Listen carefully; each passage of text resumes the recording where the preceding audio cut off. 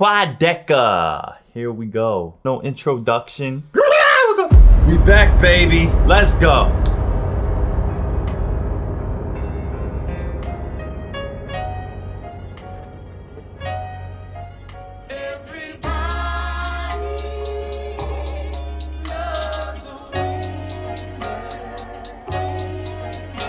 Everybody loves a winner. That's a dope sample right there, man. You know who that's from? My music production expertise tells me that's from William Bell. Yes, a very soulful singer from back in the day. So yeah, I Googled it.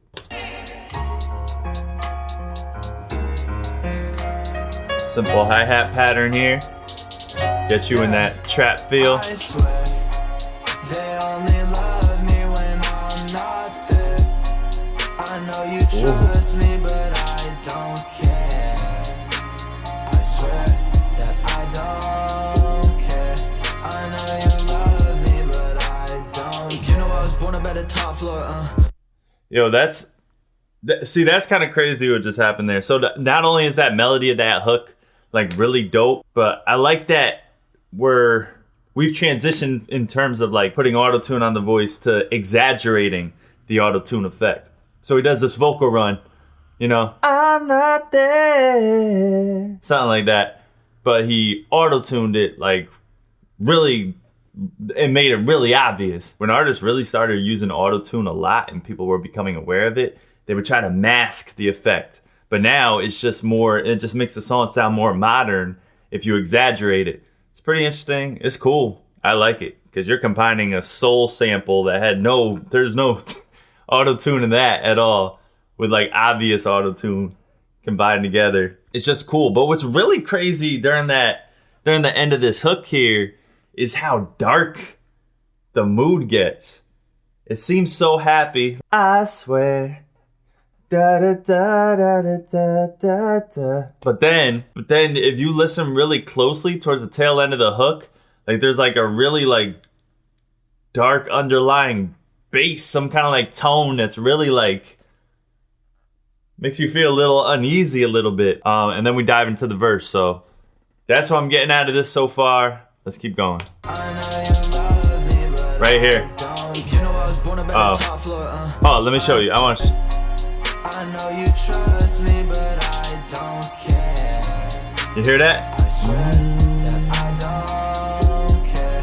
I know you with that long string in the background too. You know I was born up at the top floor, but I came out at a basement. Mom wanted me to be a doctor, but I came out as a patient. Now I get 1,000 DMs every day. I had a fan telling me that I saved him, saying that he loving everything I make, and I couldn't take a single second out my day to make his. I'm just getting number every time I see my numbers. Yo, I think about that all the time, yo. I don't get 1,000. I only get 1,000 DMs a day, but I'm like, dang it, like, oh man, yo, as a creator, like, you know, as a creator, I've been making music videos, stuff like that, whatever, 13, 14 years. And just recently, because of YouTube, because of like all the different supportive fan bases out there giving me a shot, you guys giving me a shot, I'm able to do this all now full time and everything like that. And I always told myself, yo, if I ever go full time with this, like, I'll become the people's champ. I'll start responding to everybody, you know what I mean? Like, because all these people hit me up. I used to be at work, like, trying to respond to every single person that I could while at work. I was like, man, if I was home doing this, I would just knock out videos and music in the morning, be done with all my work by 2 o'clock. And then I could take an hour or two out of every day and just respond to all the DMs and tweets and everything that I get, you know, and just show people I care. But I can't really explain it, but it just doesn't turn out that way. I think what it comes down to is I don't want to give like half-assed responses to people. Like, people take out the time to message me and say something. And a lot of messages they're either, yo, I love your music, I love your videos, or can you give me advice on this and that and the third?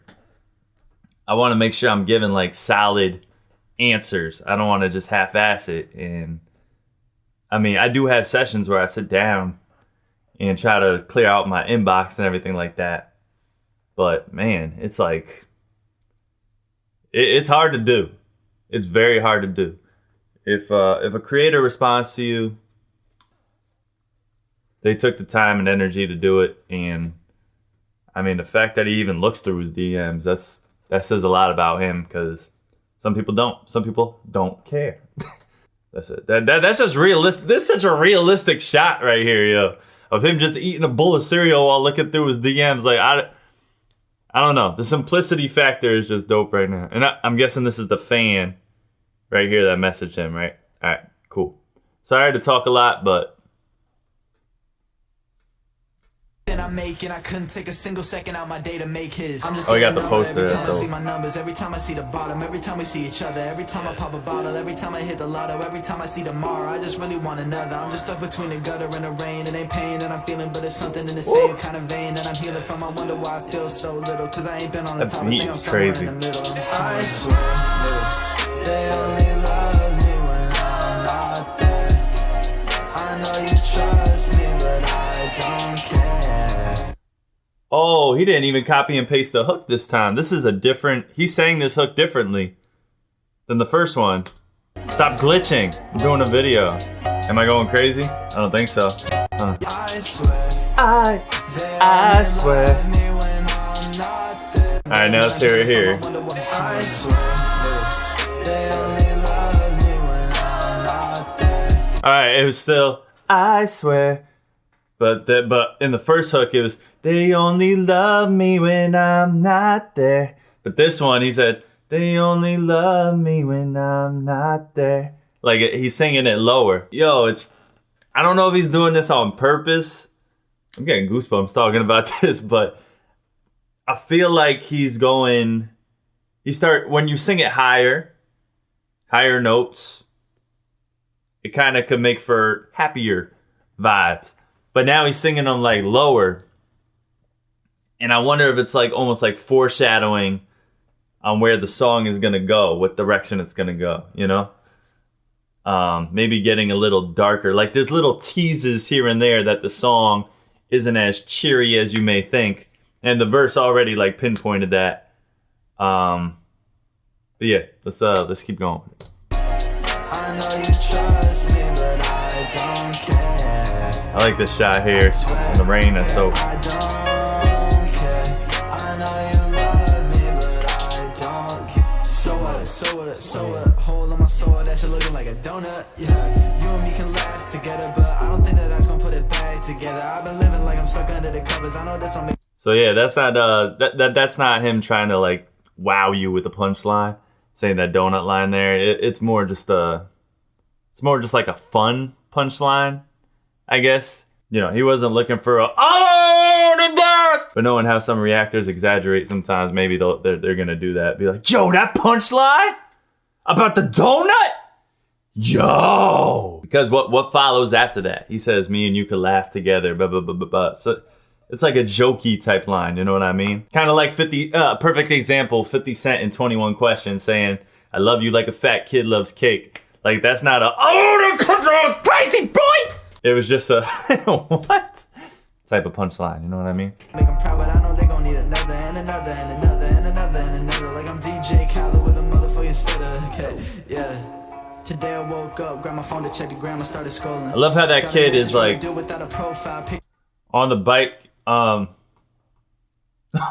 Shouts to Noah. But yeah, I like how that kid was riding on a bike with all his friends in the beginning.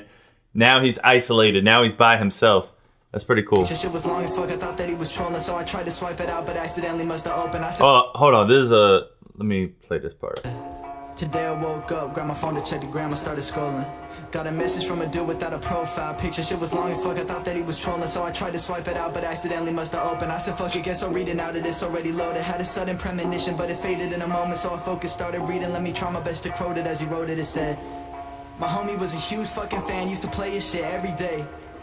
He struggled with depression and he told me that the music was the thing that always set him straight. But I guess it must have gotten too much for him. Killed himself a couple months back, it's felt so fucking long. But it reminded me of him when you popped up on my page and I went and started listening to a couple songs. So keep doing you, bro. He followed up with a post from his friend. It was a screenshot of my track. I clicked the profile full of RIPs and a comment shit I couldn't even stomach looking at. But all of a sudden in an instant everything felt grimmer. Read the name again and realized it sounded familiar. Clicked the DM to see if he had talked to me before. Saw this was the same kid I consciously ignored a couple months ago. I swear they only love me when I'm not there. I know you trust me, but I don't care.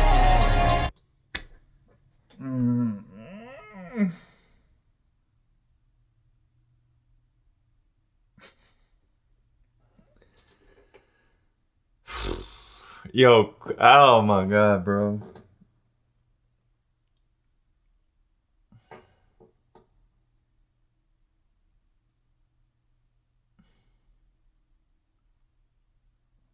All right, listen.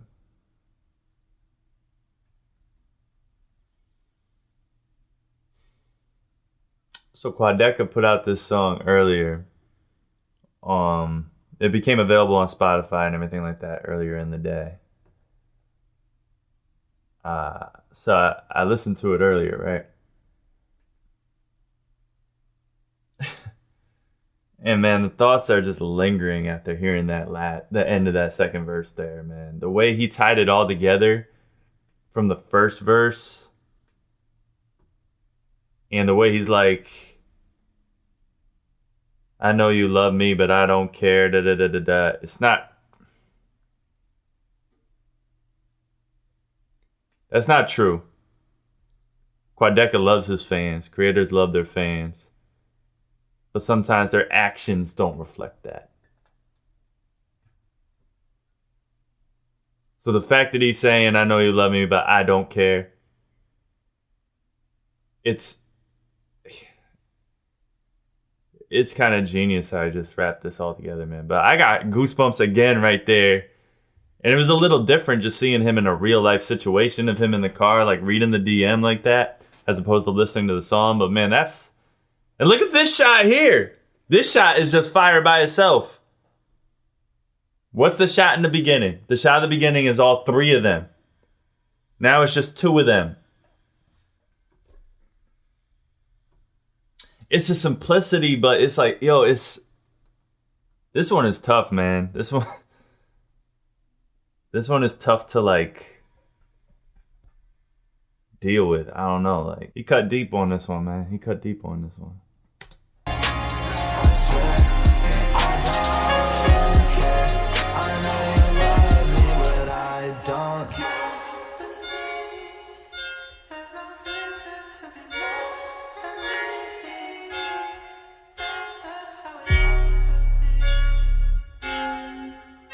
This part's cool too, with these little like chords or whatever, and like those deep 808 hits that Quadeca likes to do in his production. I'm guessing he made the beat for this. I gotta check it out and see.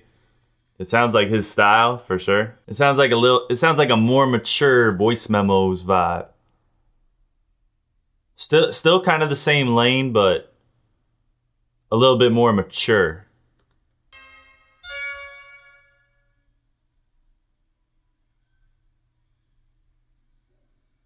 Shouts to Trevor Finney.